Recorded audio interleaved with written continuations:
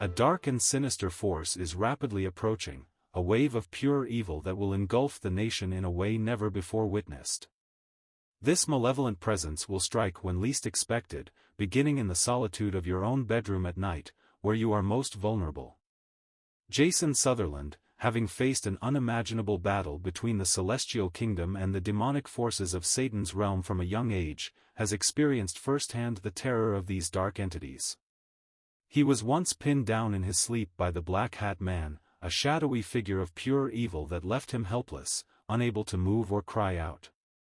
This demonic torment, relentless and suffocating, is a reality he knows all too well. Through his faith in Jesus Christ, Sutherland has found the courage to speak out, warning others of the coming terror.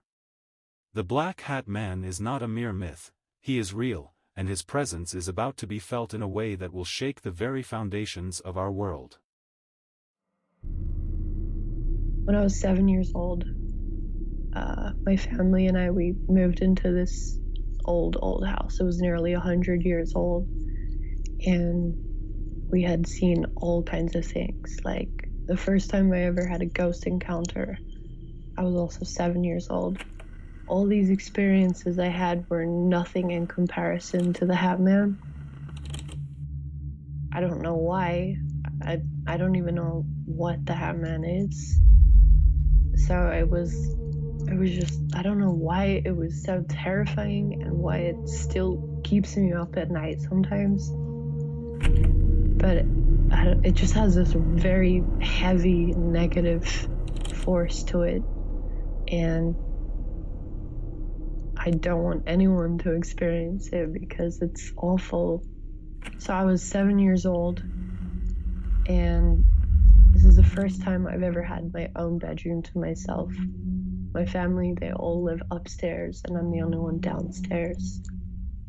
And I'm just sitting in my bed, and I don't know what happened, but all of a sudden, I just drew this really strong, I just all of a sudden really noticed my closet.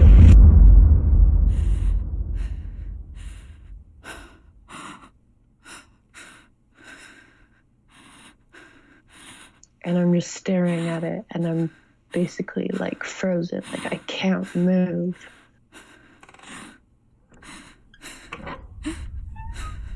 And the door of my closet slowly creaks open.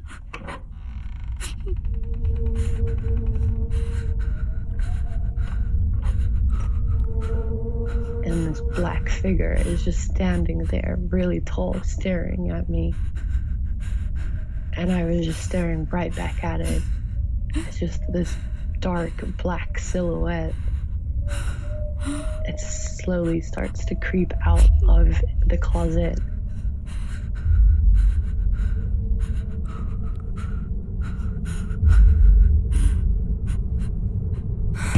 And I freak, and I just jump, and I'm hiding underneath my covers, and I'm shaking. I can't breathe properly, right? After a while, I'm okay, no, this is just my imagination. This is nothing. And so I finally work up the courage, and I peek through my covers.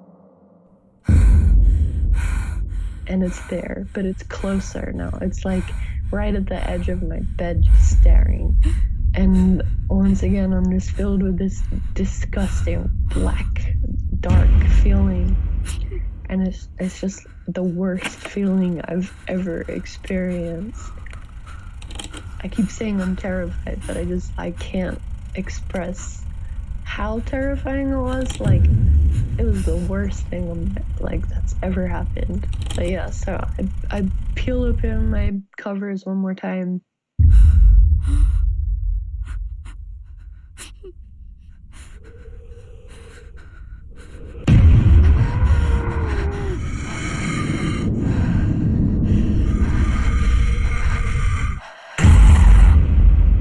I couldn't, like, I could move, but I couldn't. I don't know how to explain it.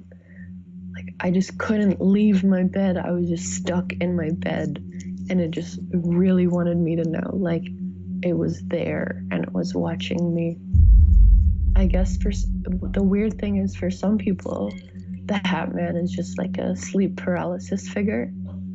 But for me, like, I've seen him plenty of times when I'm like awake, or not even in my own bed. Like, I'll be walking around the house, or I'll be, I don't know, like out with friends or something. I don't really know how to explain how he stares at you, because he's just this tall black silhouette. And so it's like you can't see any of his features. You can't see like the buttons on his jacket. You can't see his nose or his eyes or his mouth. You can't see anything. But you know, like, it's staring right at you. I started researching shadow people in depth in 2004. This research started as a result of getting a lot of emails and inquiries in a short period of time from people describing pretty much the same kind of experience: a bedroom invasion by a dark entity that looked like a tall man wearing a cape or a coat, and often with a hat. These were terrifying encounters for people, and they were wondering, what is this entity? What does it want? How do I make it go away? There are different types of shadow people. There is what I call a core experience, and this is the bedroom invasion, where a person wakes up, usually in the middle of the night, to find in their doorway or by the bed what they first might think is a person. It's a very dark silhouette that looks like a man about 6 to 7 feet tall, wearing a coat or a cape and often a hat. There are no features. Sometimes people see eyes, but usually they're featureless. And these figures radiate an intense amount of malevolence. People feel very frightened, like they're going to be attacked. Sometimes the entity doesn't attack, it just observes, which is quite terrifying. And sometimes it does attack by jumping on the person in bed, attempting to choke or suffocate them. The odd thing about these entities is that they seem to have mass when they want, and they seem to be able to be paraphysical when they want. That is, if they reach out and attack someone, the individual feels like they're being assaulted by a very muscular, heavy human being. But when these entities want to disappear, they will go through walls, windows, they will disappear as smoke, vapor, they will slide under the bed, go into the closet where they disappear. So they seem to have the capability of being physical in our realm, and yet they can defy the laws, natural laws of physics at the same time. That too happened probably around the same year, like 1960.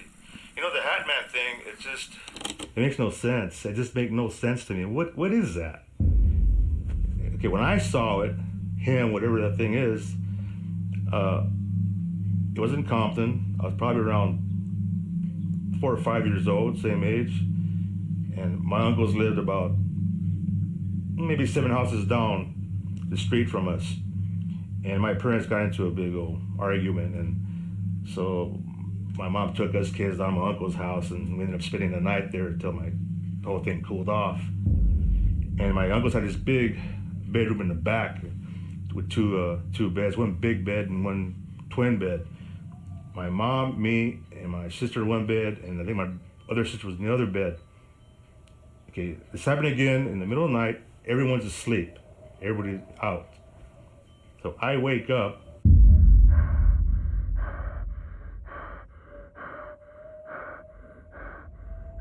I'm looking around, looking at the corner. This man with a hat on.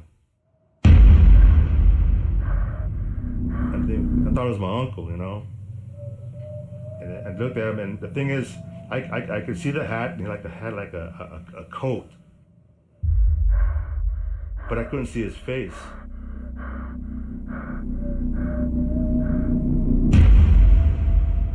And I remember him walking him to the bed where my mom and I were at. He looked down at us and just shook his head like this.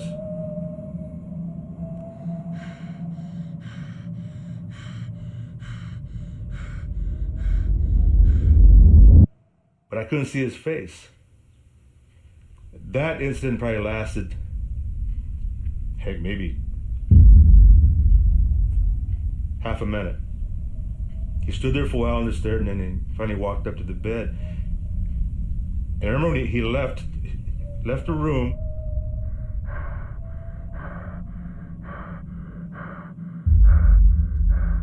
I never heard him open the door, never heard any footsteps.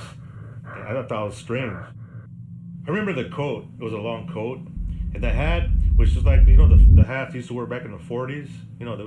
That's the kind of hat he had on. So that's why I thought maybe it might have been my uncle, but them uncles never wore those kind of hats. I mean, it was starting to phase out, I guess, maybe in the 50s. But my dad would wear a hat like that once in a while, but that wasn't my dad. My dad would have made noise walking on the floor. My dad would you would have heard the door open, but it's strange because I never saw his face. He never made a sound. Even when I saw him walking out, I don't remember him even opening the door. And before I even heard about the Hat Man, it never made any sense to me. I told my mom about it. And it's just, what is that? And now I'm hearing that a lot of people have seen him. But see, I only saw him that one time. I never saw him again. And I was talking to my sister about you coming to give me this interview. And we were talking about the Grays and the Hat Man. She goes, the Hat Man? Oh, because my grandmother used to see him all the time. It's the first time I ever heard it. I go, what? Because yeah, because she used to see him all the time, even during the day. And I go, wow, she did. Yeah, she goes, he would just show up. He wouldn't talk. He would just, hang around. And she would see him all the time. In the house, outside. And I called my sister and I wanted to get some more information from her, but she never called me back. But it's very interesting to know that the Hat Man is being seen by family.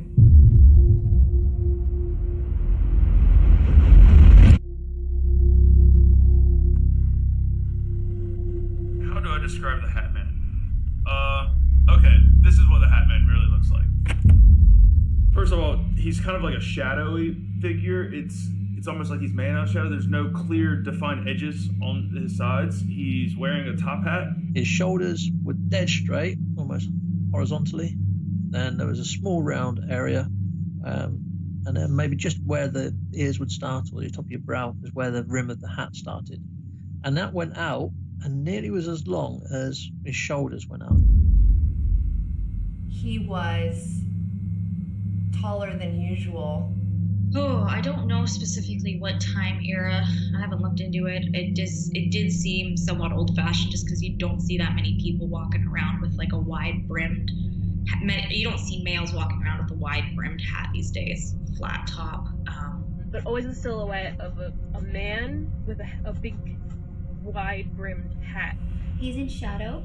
He's a dark figure. Now, I would say he had more of a top hat than a detective's hat. And there it is, this dark black silhouette with like broad shoulders, wearing a hat, and it's just standing tall, like hovering right over me on my bed. And the hat almost ran, the rim of his hat nearly ran to the edge of his shoulder. It was a hat very much like the one I'm wearing today. I see this head coming up with a hat on, like a fedora hat. Fedora? Yeah, like the fedora hat. And it was wide brimmed.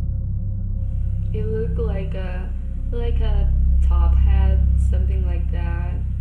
He had a black brim hat. And then I noticed more of a coat or a cloak over the rest of the figure, but it was very anthropomorphic. It wasn't very specific, except for the hat. Undertaker from WWF, about as stocky as him, and about as tall, about as menacing looking when it comes to the silhouette. But it seemed somewhat old-fashioned, almost kind of Freddy Krueger. Yeah, his shoulders were very wide, and it was like he was wearing a coat or a cloak or something, because you could not see arms defined or legs or anything. Either wide shoulders or like padded shoulders, like maybe even like a suit. And it's almost like he's dressed in formal wear, you know, like a tux.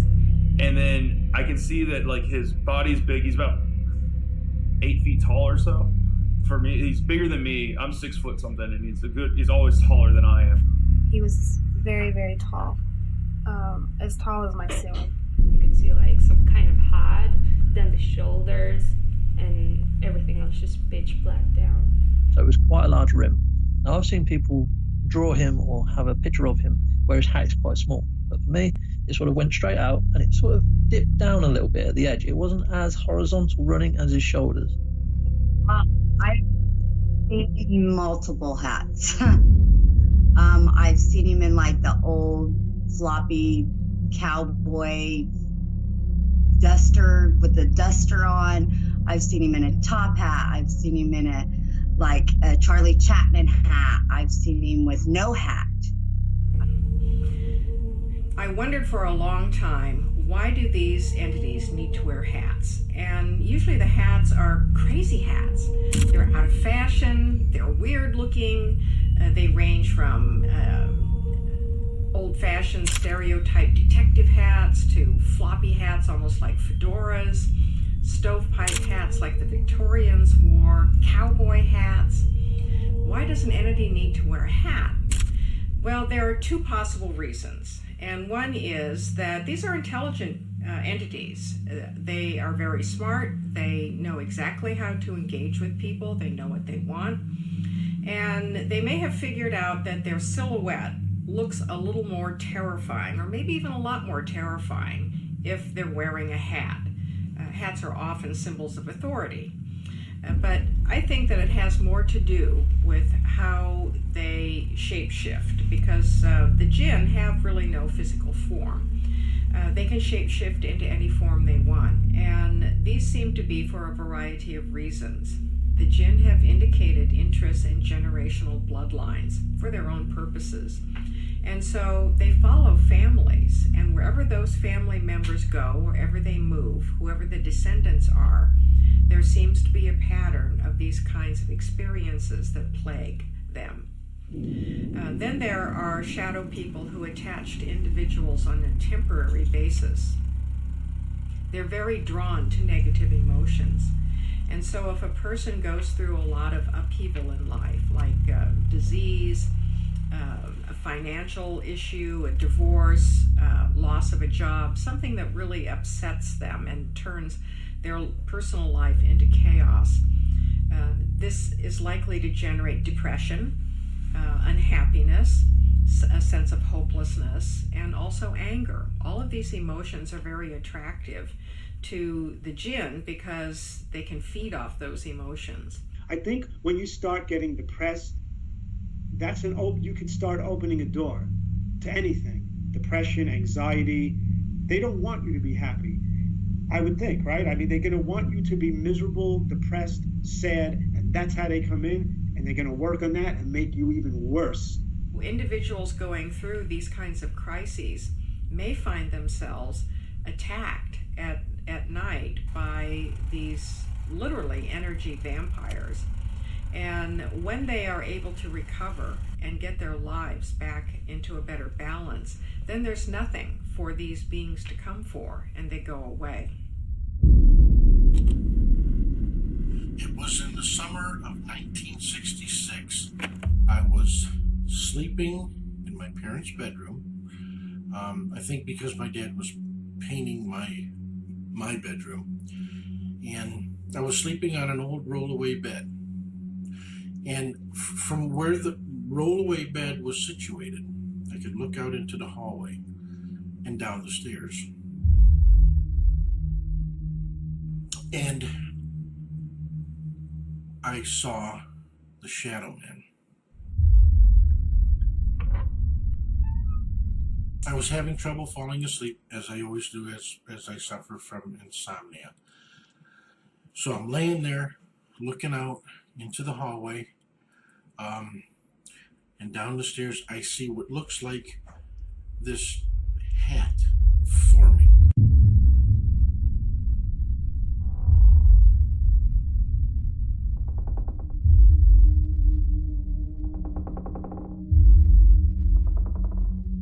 Just above the stairs, because I couldn't obviously see below them, but I see this head coming up with a hat on, like a fedora hat.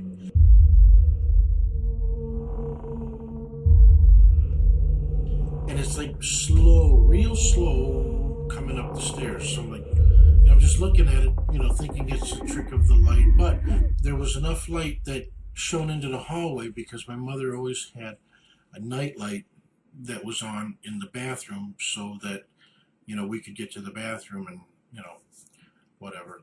But anyway, I'm watching this thing, and I'm not really sure what it is at the time, but it's gliding up the stairs. It's not walking up the stairs. It's kind of gliding up the stairs. And it looked, I could see the head, and then the shoulders, and then the torso appear. And that's when I started to cry, not hysterically or anything like that, but I started to weep. While I was crying, I see this thing come up the stairs, all the way up the stairs. Now, it's on the floor, not the stairs now. And it's about that time my mom evidently heard me and picked me up and put me in her bed. Now, I know she saw it because she woke up my dad, and together they searched the house. And we lived in a kind of a nicer part of Detroit, but anyway, there were still problems, so they were kind of looking for, like, maybe someone had broke in, but like I say, my mom saw it too. They searched the house and never found anything. All the windows and doors were locked, just as we had left them.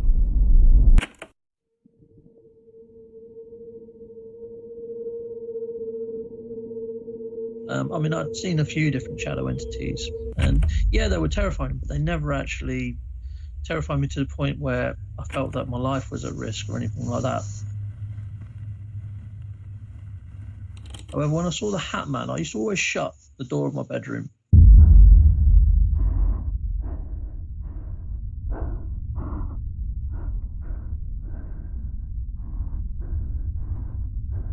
And I woke up staring directly at the doorway, and you could see the blue hue in the doorway of the light, the night light coming through from the bathroom window or whatever. But standing in the doorway,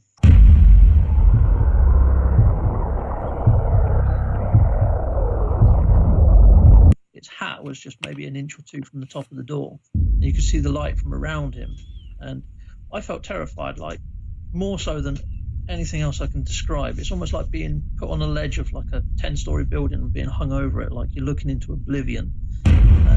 It was a horrible feeling. My whole stomach went over. I felt sick. And this was the first time that a shadow entity said my name, said Steve, in a way that almost made me feel like I needed to follow. It was quite a flat tone. There was no emotion to it. Quite disturbing. And after it said that, the shadow entity just sort of just slid from view, almost like it was being dragged along. It didn't look like it was walking.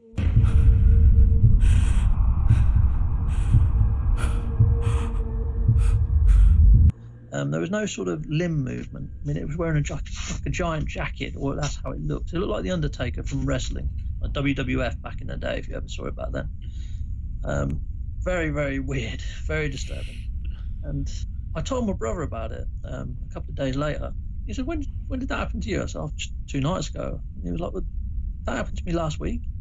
I saw exactly the same thing in my house. And that just made me feel a bit weird. But he said that when he saw the shadow, this Hat Man, it had the red eyes.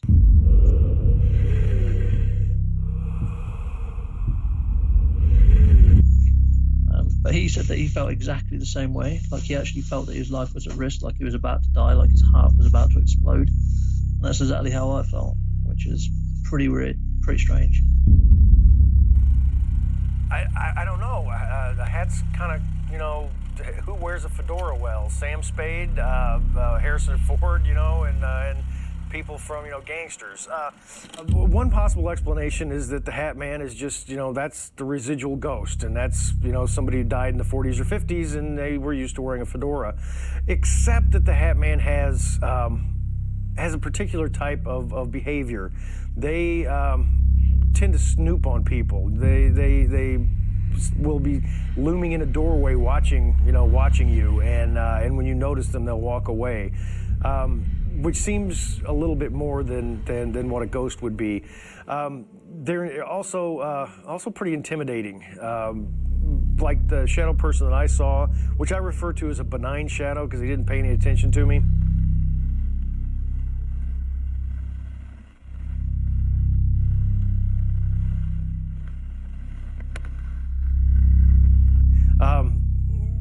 They don't notice you.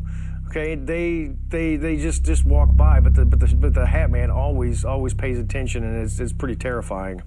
I would say that it occurred in a dream.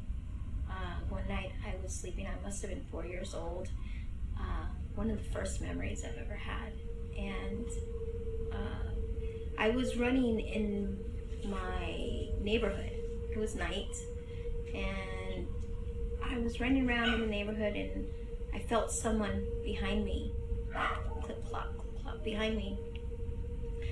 And I was so scared I didn't turn around, and I ran up to the porch. We had this huge porch in the front of the place where I lived. And on the corner, there's a light, and from the porch you could see the corner clearly. And I turned around, and there he was, standing right there under the light, watching me. And that was the first time I've ever seen him. How many times have you seen him? I would say several times. Recently, probably, I don't know, I couldn't, maybe 15 to 20 times. So what was the worst experience that you've seen him? Standing next to my daughter's crib. I usually wind down at night around 7:38, and I had been experiencing more spiritual, I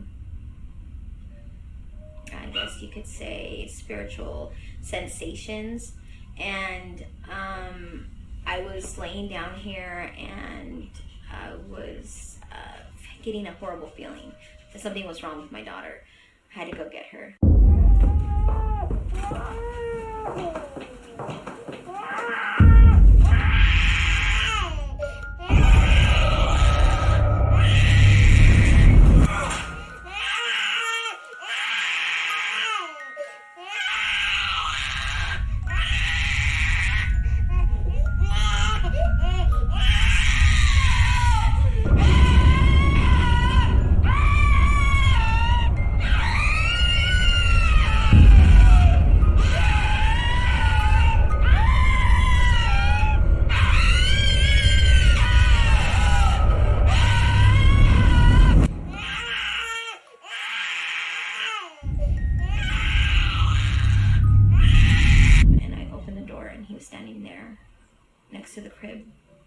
Looking at me. He wasn't looking at my daughter. He was looking at me, watching. And that's what he does. He watches. And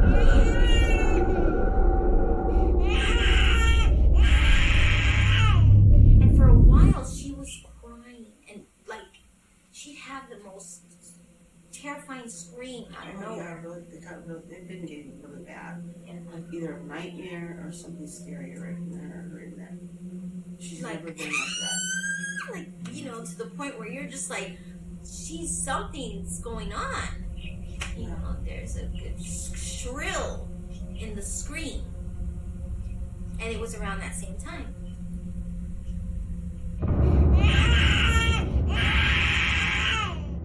And it's almost like he's dressed in formal wear. You know, like a tux. You know, very formal. But it's all in shadow.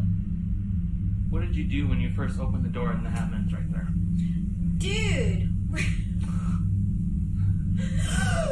Oh. He's with my baby, and of course, you know, it was more like terrified that my baby could possibly even be in this thing's clutches or around it, or the worst fear coming true. You don't want your children to experience something that you're going through. Like, it's very terrifying, and you don't have answers for. What am I going to tell her? This thing you're seeing, I see too. Oh, it's not going to hurt you, but we see it. Like, what am I supposed to explain to a 16-month-old? That my baby's innocent. I felt anger. I felt fear. Terror, because I knew he wanted it to say, I can get to her, you know. And was it like he just disappeared after what happened? No. He was just standing up. He just stood there while I went to go pick up my baby because she was crying.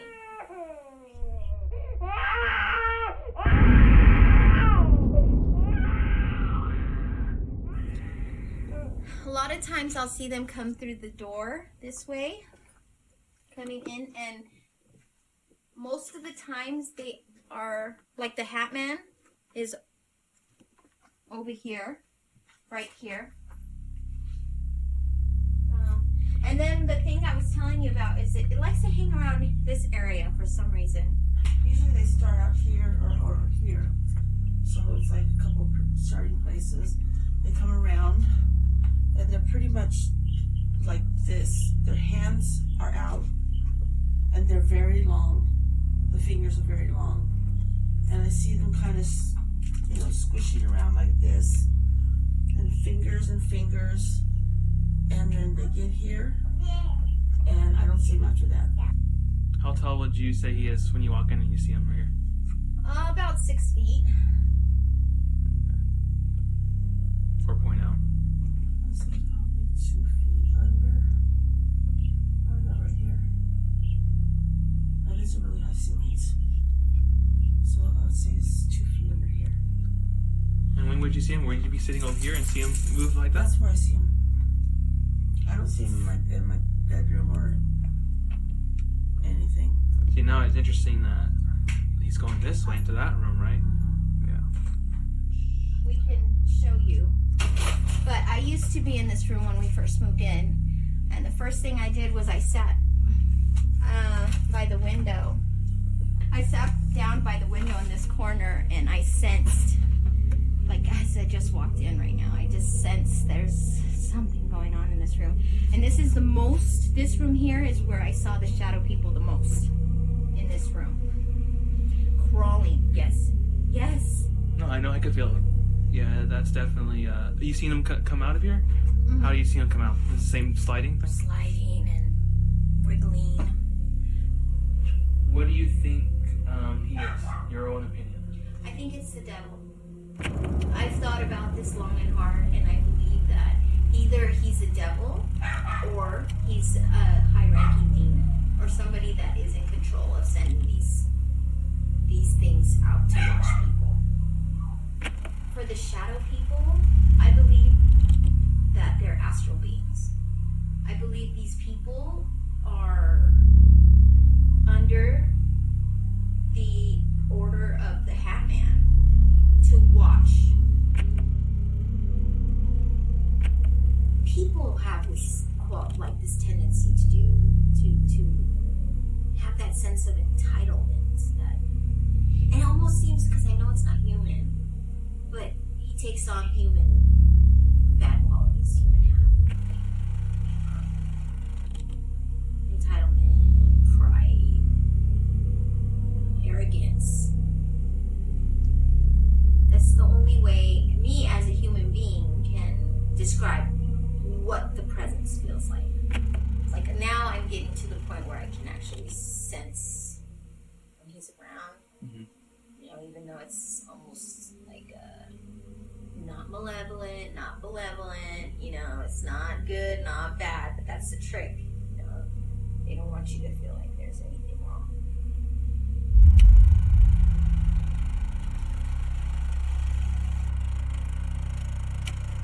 Because I thought I was crazy for so many years. I didn't even know there was a whole thing about this guy until not too long ago when I just Googled his appearance and everything popped up.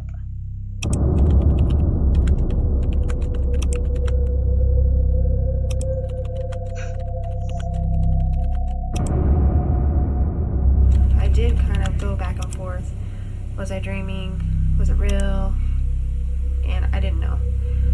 Because you can't explain it. It doesn't make any sense. Years later, my oldest daughter, she asked me if I had ever seen a ghost. And I'm like, well, I didn't see a ghost, but I saw something. And I told her the story about the Hat Man. And she was pretty fascinated by it. And she Googled Hat Man or Tall Man, Dark Man. And how do you feel just talking about it? What's the vibe you get just talking about it? I feel really uneasy having to talk about it, actually. It definitely, it was like really sinister and evil. Like it definitely wasn't human, whatever it was, you know. An image popped up, and it was pretty close to what I had seen, and it terrified me because I knew that others had seen the same thing as me and that I was not crazy, that this was real. I came across a blog. I was talking to a friend about it one time, and she mentioned shadow people. And any time that I Googled it before, I could never find anything. But when I Googled shadow people, I found a blog, and there was like tons and tons of comments from people who have seen the same thing, you know. But I think the shadow people are with him. I think that he gets a lot of souls with him when he travels. And so I think that they do work for him. He can't be in all places at once, so he has other entities that help him.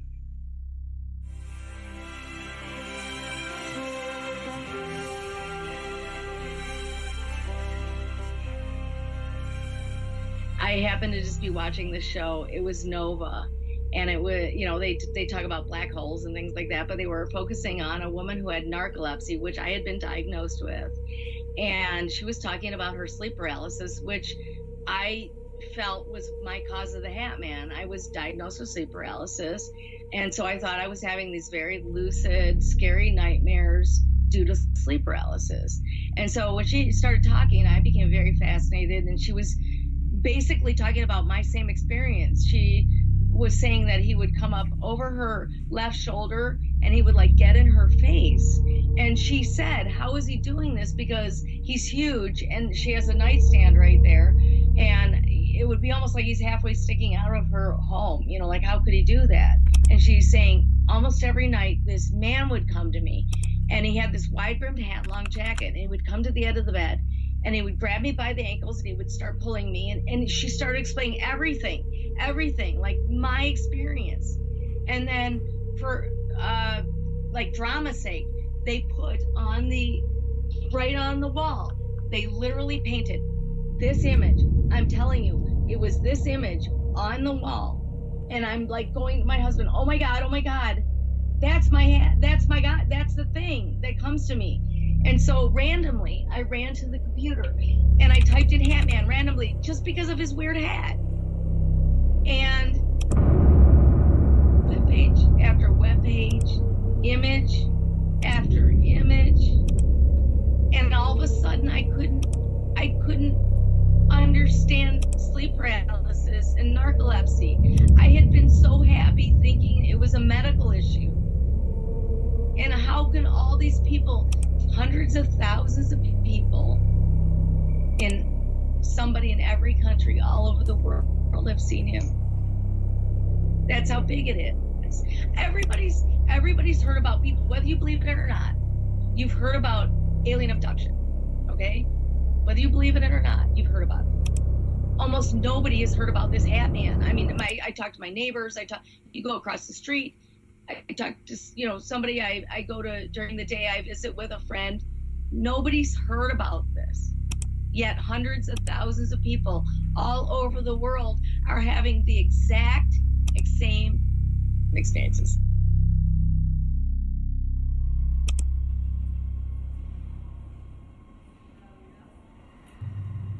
I saw the Hat Man during an ayahuasca ceremony in Hawaii. Ayahuasca is a very powerful psychedelic. It activates the pineal gland, and therefore I was in a higher state of consciousness, a different state than the normal waking state of consciousness. And I was with a group of people, and we were all lying down. And at this point, the medicine had taken effect, and I knew, I was aware of the different realms around me. But the realm that was most specific that evening was the fourth dimension. And I felt spooky, like it was a very spooky environment to be in, the feeling. And so I got up a little bit and looked around. And that is when I saw one of my fellow travelers had the Hat Man standing right over him.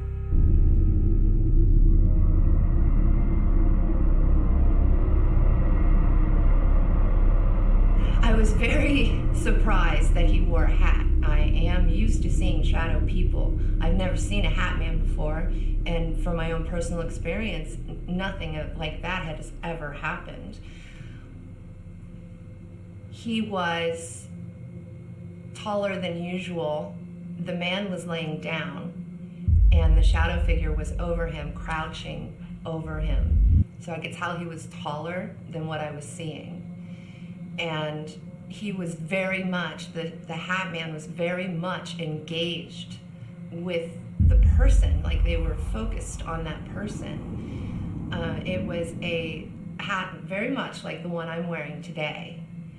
And then I noticed more of a coat or a cloak over the rest of the figure, but it was very anthropomorphic. It wasn't very specific except for the hat and then the rest of the shadow.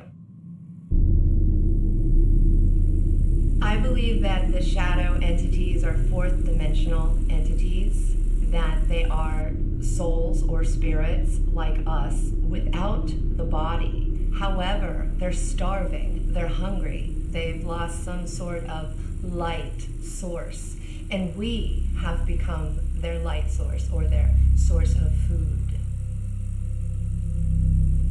But it's like in the Bible, like I mentioned, it mentions the land of Nod. However, in the Quran, it says that God made a race before they made mankind. So after the angels, he made a first race called the Jinn. And the Jinn were quite malevolent, quite evil creatures, physically. They'd be tearing each other apart for no apparent reason. And so God stripped them of their physical form, banished them to a dimension that didn't have a physical form, so they couldn't do physical damage. So they became non-physical beings.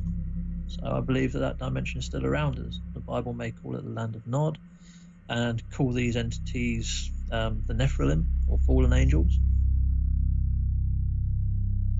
Solomon used them, called them forward to make a physical temple in the physical world, but he put them into physical bodies to do that. And then after he'd done with them, he put them into brass containers and threw them into a salt lake. And then in the Jewish mysticism, he calls them Dibuks, or malevolent spirits. The astral world to me looked very similar to how it does now.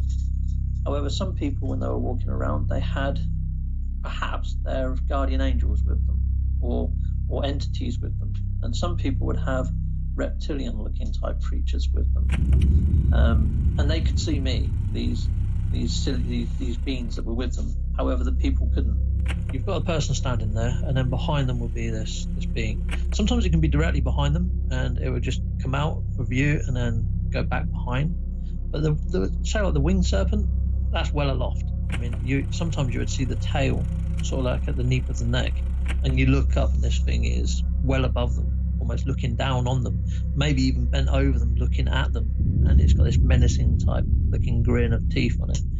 Have you heard of a guy called David Icke? Yeah, that's his little thing on, well, I'll say little thing, he's wrote a lot of books on reptilians. And I know that he gets a lot of stick for it, but he sticks to his guns, and he says, no, I know what I've seen, and that's what I've seen, and I'm sticking with it. And I feel he probably is quite an awakened individual. I heard that he goes to tea drinking ceremonies called ayahuasca. I saw the Hat Man during an ayahuasca ceremony in Hawaii. There's DMT and dimethyltryptamine, and he goes yearly for this tea. Now, that chemical is produced by your pineal gland of your brain, and it helps you dream. It helps you with astral states. And people that have this DMT are all saying the same stuff. The things that they see, these entities that they see, are quite reptilian. Some give knowledge, some are quite malevolent, some are okay. And they say about the out-body experiences they have, the patterns of colour. They sound very similar to my own near-death experience. A lot of people that are having these experiences seem to be people with the Rh negative gene. Now, Rh stands for rhesus, which is the monkey gene that should be in all of us. However, science hasn't got much of an explanation for those that haven't got this Rh gene in their bloodstream. It's like the royal family of the UK. They're all Rh negative, and they want to preserve that bloodline. You may have heard the term blue blood. If you want to start Googling that, that's pretty interesting. And it's said that these people are having more of these sort of abduction type experiences, seeing little grey creatures in their room, or the small black shadow entities, and having sleep paralysis bouts. So it could be that these entities are interested in this certain blood group amongst humans. I discovered in the course of my research that a significant number of shadow people experiencers were also ET abductees, and contactees as well, but especially abductees. And this information was volunteered. And it was sort of like, oh, by the way, I'm also an ET abductee, if that helps.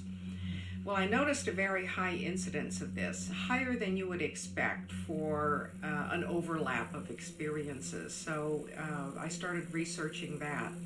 And I went back to the respondents in my database to ask them about their ET experiences. I also started including ET abduction and encounter experiences in my questionnaires, and discovered that quite a few people who were shadow people experiencers also were abductees.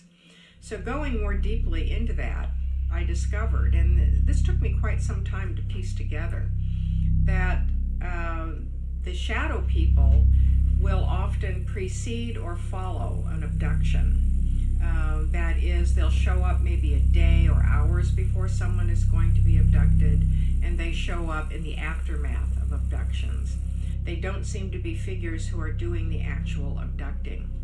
So, assuming then that shadow people are jinn, which I believe that they are, then what are the jinn doing involved in ET abductions? Are they working with aliens? Are they shape-shifting into aliens? Are they spying on what the aliens are doing? What exactly is their role? They may be interested in the abduction scenario to find out what's going on. Why are aliens interested in us? It may be a way for them to piggyback on the experience, because abductions are very terrifying. And what the jinn want is the human life force, which we give off in a terrific wave of energy when we're terrified. It's the adrenaline fight or flight. And I believe that the jinn harvest this energy. So they may be piggybacking on the abduction scenario as a way of getting what they want from human beings.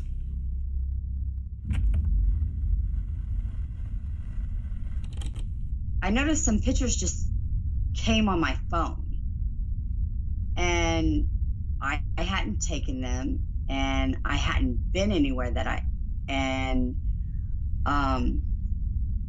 they just appeared. And so one of them, he's right beside me. Like, you can see the smile. It's scary because I don't remember going anywhere, and to have him right there in it is terrifying. Then I have others photos that have appeared, and it's him in them too, that I have not taken. Now there are some that I have taken that were in my apartment, and those are the ones that I took, the ones that are in my apartment. But the ones where I'm places that I have no earthly idea where it even is, just appeared on my phone, like out of nowhere. And like if I go back and look at the date, I was sound asleep in bed with my girlfriend. So how that happened, I have no idea.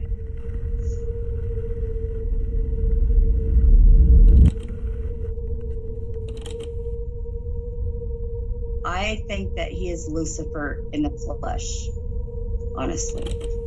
When he pierces into you with his eyes into your soul, that's all you feel is, oh my God, that's the devil right there. Oh my God, he's coming for my soul. This is it.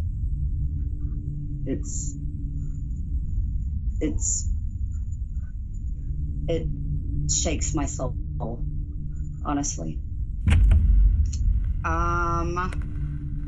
There's the one where he's peeking around.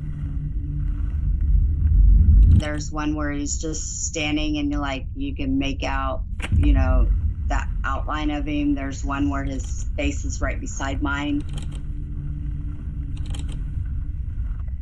But see, when I see him sometimes like that, I don't just see him. I see all the spirits that he's taken with him, around him, attached to him.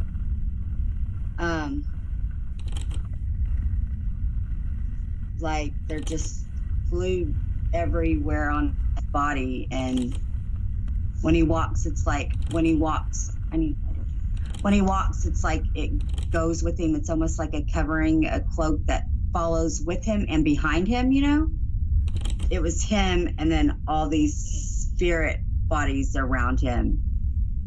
And I've seen him like that sitting on my bed before. Yeah, I got invited to a mansion. It was the Prime Minister of Ukraine. It was the ex-Prime Minister Pablo Lazarenko. I guess he got locked up for money laundering. And then one of my friends, he broke in, but I didn't know. So we're partying.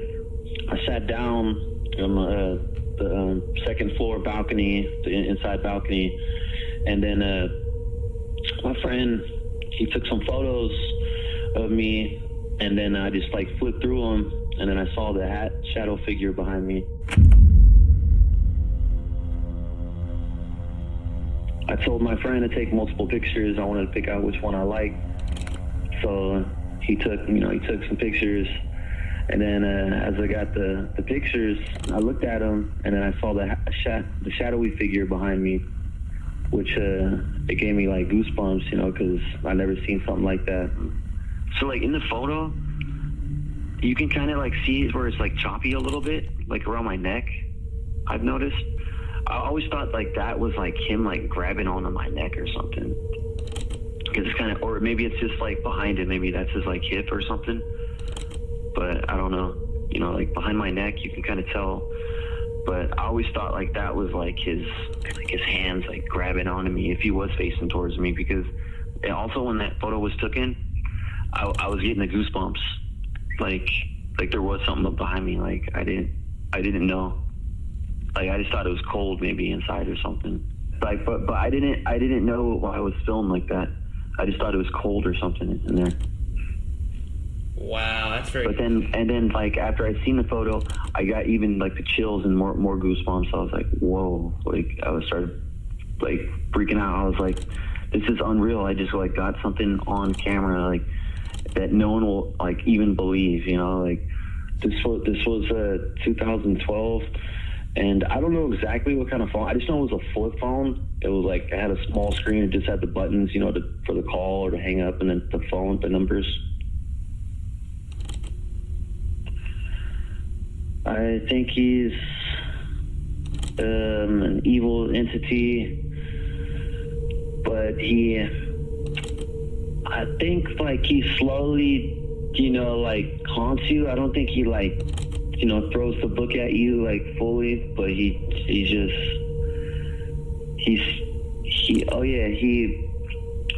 if you got negative energy around you, like he feeds off of that. Like it adds on to his fire. It helps him out to spread more bad negative energy around you, and then he latches on to you. When I like bring up the Hat Man, like I feel like I'm bringing him back. Like I like look to the side while I'm in my living room, and I look inside my room. Since I like turning all my lights off, I like a movie theater. I watch TV, so I'm looking to my side, and then I feel like I see a shadow person like go by hella fast, or even like it looks like a Hat Man, like, but I know it's a shadow. I get up if it bothers me, and then I look, and it's just one of my peacoats, like my black peacoats, and it just it's in the shape of like the Hat Man or whatever. I guess because I'd be like, I'll have Hat Man on my mind or whatever, or like follow up with this documentary. So it kind of, I don't know, it kind of haunts me a little bit. I guess I get paranoid.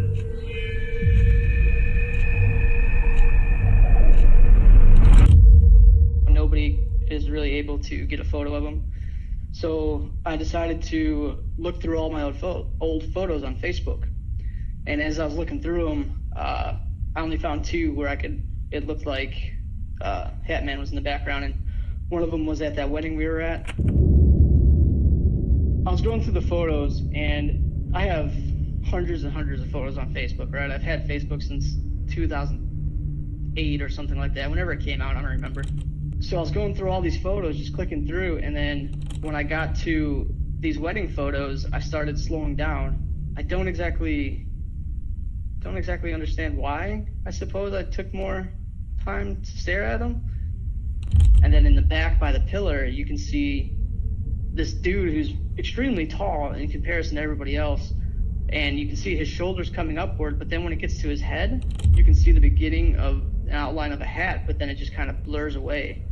So if you look at it, it's almost as if he's missing the very top portion of his head, because it just fades into a blur, but the rest of his body is very dark and thick, like dense. What vibes did that give you when you kind of realized, could this possibly be him in the background? For lack of a better word, chills down my spine, and goosebumps, the whole 9 yards. And then I remember feeling cold. However, my wife always keeps the heat on in the house, and it's always extremely warm in the house.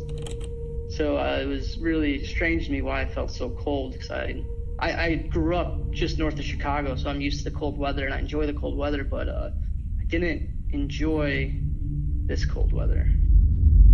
There's a woman standing right next to him in the photo, and she's almost as if she's looking straight through him, like he's not even there.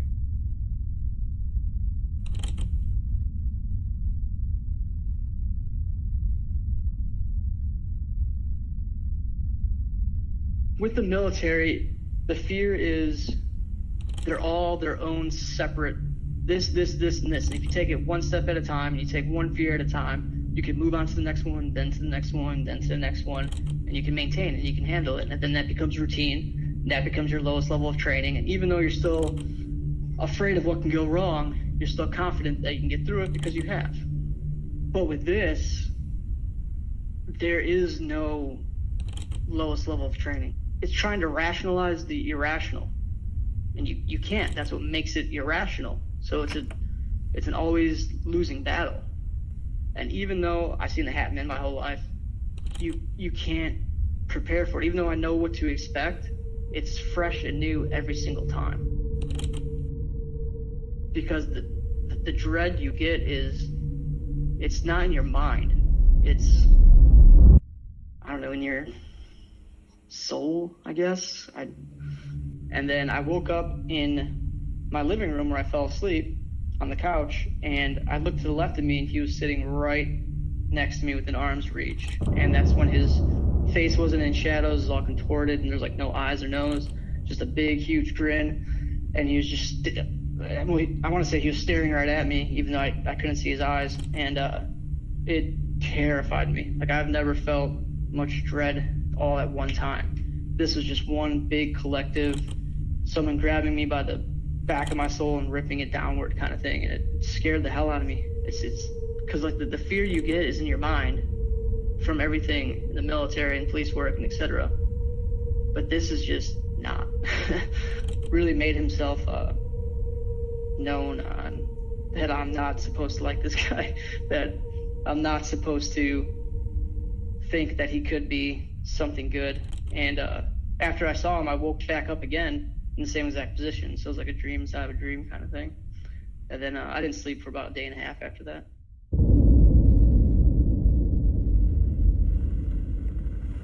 He's been a figure in my life for 30 plus years. And he had been shadowed for a long time with me, except for his eyes. I'd never actually seen his face. It had always been shadowed. And then now every time that I see him, I see his whole face. I actually see his face. And I think that's even scarier than just seeing his eyes, because the whole contour of his face, the shape of his face, the gestures that he carries on, the emotions that are just there on his face are totally terrifying. I think I was less terrified of him when I didn't see his face. To know that actually there's a full face and body and you can actually see it all is more terrifying than just thinking that you're seeing a shadow of somebody there, that maybe that person's really not there, but just see the whole thing is totally terrifying to me. Oh yeah, my anxiety, my chest gets deep and my anxiety level gets crazy. It's almost like a panic attack wants to start, but then as I keep talking, I just push right through it, you know, like it's terror inside me that I just have to keep going though. I can't give into it or he wins.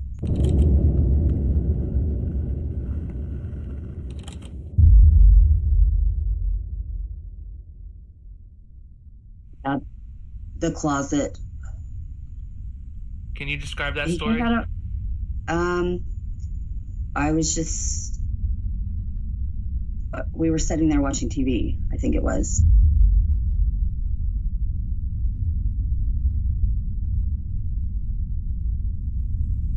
All of a sudden, it was like he was going to come out of my closet and come into the living room where we were at.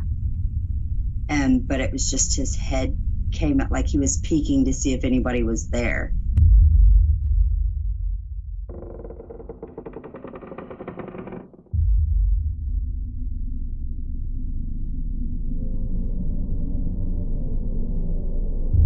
And his hand was on the doorway, and he was slowly coming out like he got to his shoulders.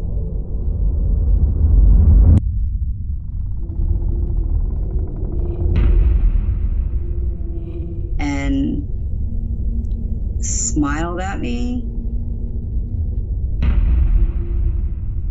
and went back into the closet.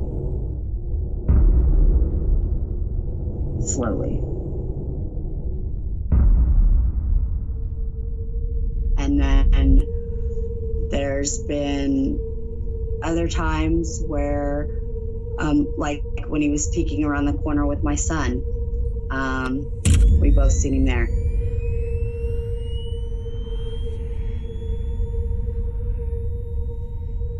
Most of the time it was in the old apartment that we had. I don't know why it was stronger in that old apartment, but it definitely was. So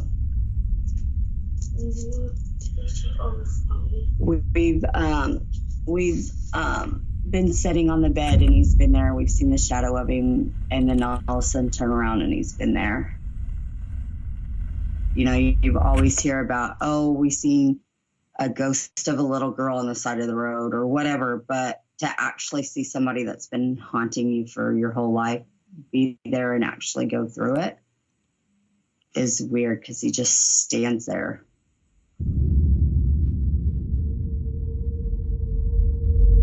were going down this this little 2-lane old highway type back road that goes from Sand Springs to another town that's out in the country. And so we're just driving, and it's late at night, and all of a sudden he's there, and I'm not driving, I'm riding in the passenger seat, and I see him, and I say, "Hey, did you just see that?" And they're like, "No." Well, then I say, "Hey, did you see that again? There's a man standing on the side of the road right there." And they're like, "Yeah, we see him. What is he doing?" And so we're driving, and he's still standing there, and we're staring at him, and he's staring back at us, and then all of a sudden he's gone. Like, just his head, though. It's just his head, and he's like staring at the car, and we're staring at him like this. And then as we're passing, he smiles and turns like that.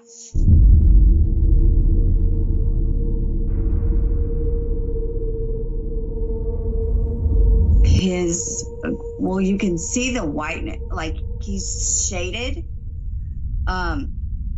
Like his hat like shades him, but you can tell the difference in the coloring around his eyes. His face part is lighter, and then his eyes get pitch black. Oh, just like your drawing, right? The drawing you did where he's smiling and... Yeah, absolutely. I think that he is Lucifer in the flesh, honestly. When he pierces into you with his eyes into your soul, that's all you feel is, oh my God, that's the devil right there. Oh my God, he's coming for my soul. This is it.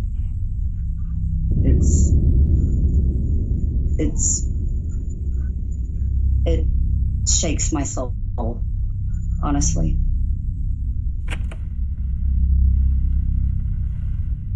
Okay, I'd seen him the first time, and then it was a couple months later, I had awoken, and I had a horrible dream and had woken.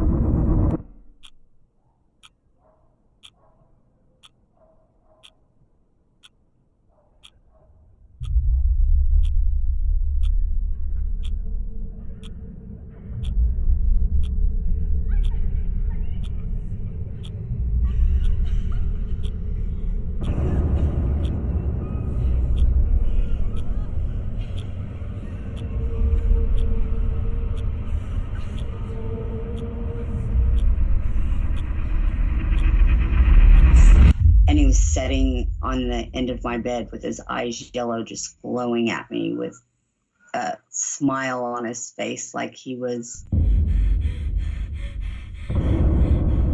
not really there to comfort me, but was happy about what was happening to me.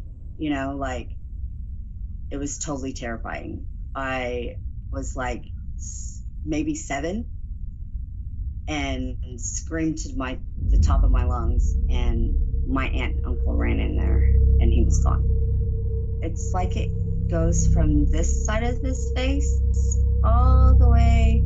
It's almost like I say the Cheshire cat, because that's what I related to in Alice in Wonderland, when the whole cat is gone and then just the smile is there of his. Almost like a creature's teeth that would just ravish you. It's like they would chew you to the bone, and just I don't know how to explain it besides they look like some creature's teeth that would just tear you to shreds and not stop. The eyes were like abnormally huge, almost exactly like the Cheshire cat. The grin like reached either side, because I found it odd that the hat covered like half of the face, yet you could still see the full size of the eyes. They were yellow with slits, and the teeth were also yellow, like, and really sharp. They were all sharp like needles. It was like thinner at the ends and then wider in the middle, but it was like, you know, it was like super. It wasn't even like a smiling grin. It was like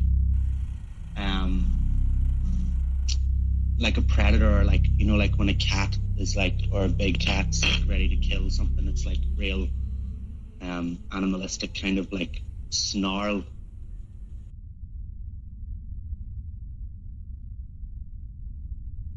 I've seen the shadow people with him.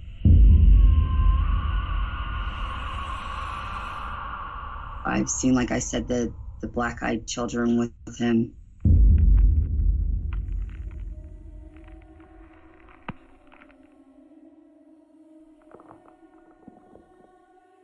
There's one where it was him and the old hag in my room. And he was standing over towards like the corner on one side of my door, and she was sitting on a rocking chair at the end of my bed, singing a song about wanting to take my soul.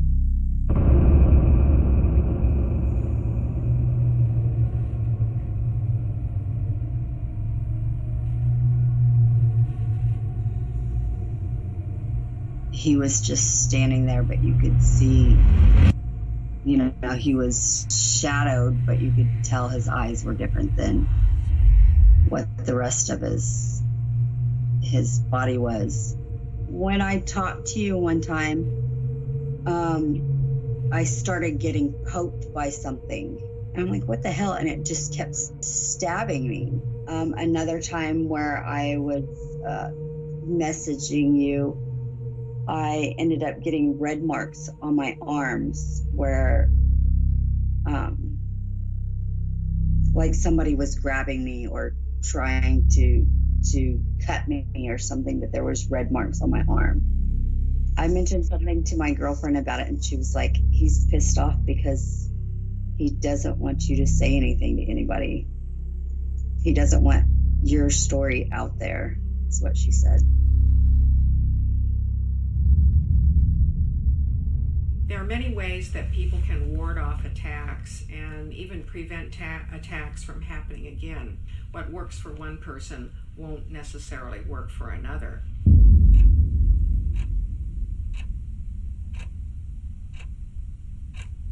One of the most common remedies against repeated shadow person visits is to turn a light on.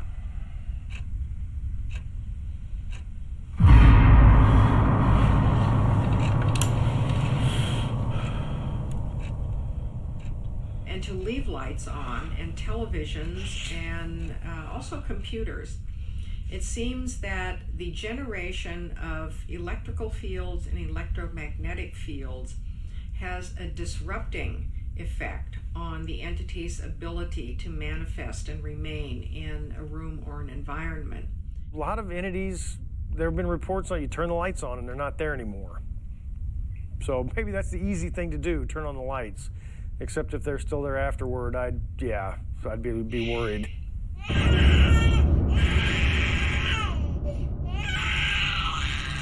Many people have found religious remedies to be very successful as well.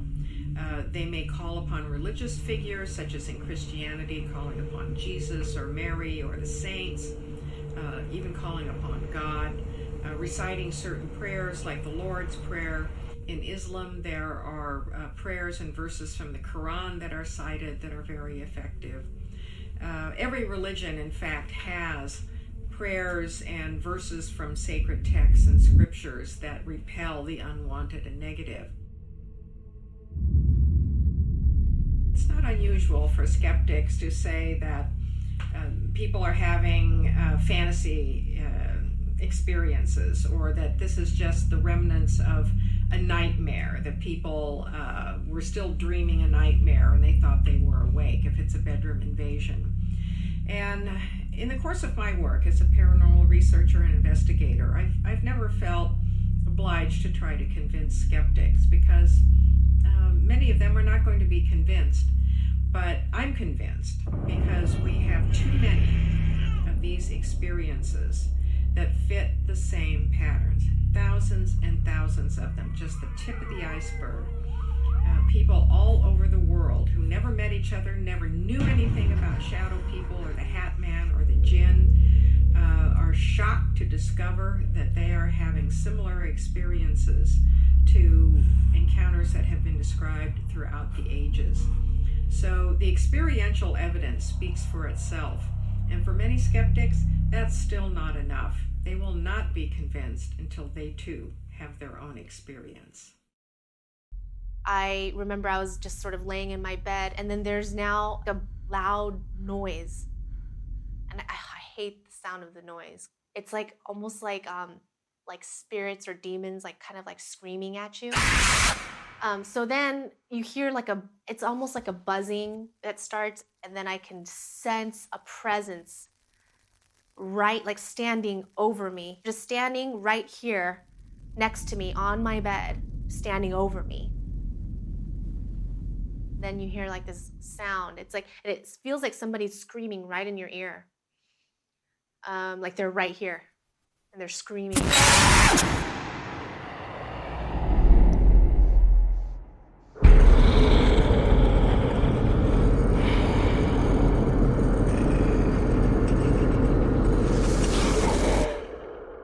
And I can sense the color red, as if they were wearing something red, like a dark red robe of some kind, or something red. And I tried to look at the face, but I couldn't. Like every inch, every centimeter feels like a ton. And so I'm trying to move, and I want to see it, and I'm looking, I'm straining to look up, I could barely move my head. It was almost like going like this, and then I think I said something. I just said, I remember this guy, his name is Jesus, and I'm going to use his name right now. And I'm going to say, just in Jesus' name, you get out, or I said something to that effect.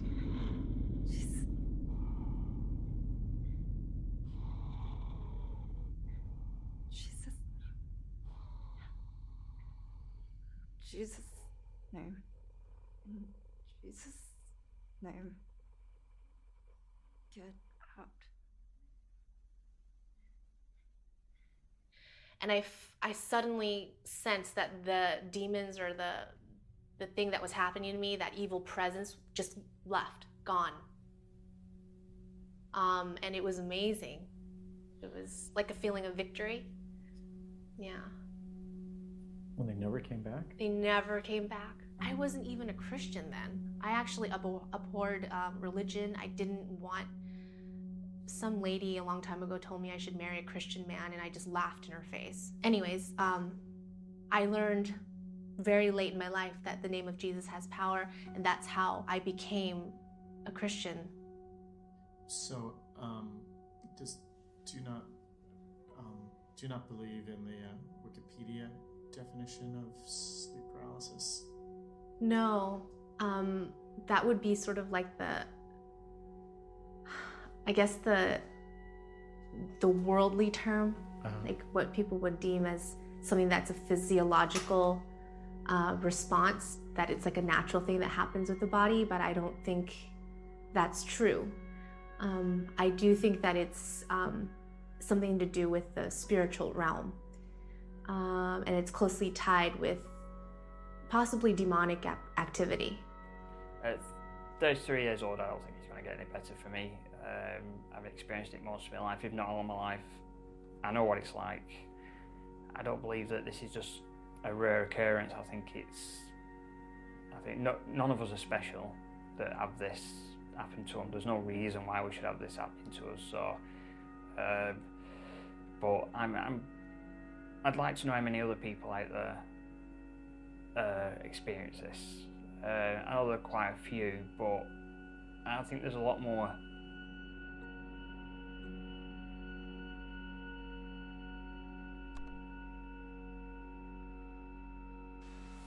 Hey everybody, it's Connie here, aka a Phoenix Rising 11. Thank you for joining me. I first want to start out by saying that I'm about to tell you a very personal story, and if you get weirded out easily or you're not that open-minded... So you made a pretty powerful YouTube video about your experience. Do you watch a lot of other people's sleep paralysis videos? I don't really like to listen. I haven't seen a lot of other people's sleep paralysis videos.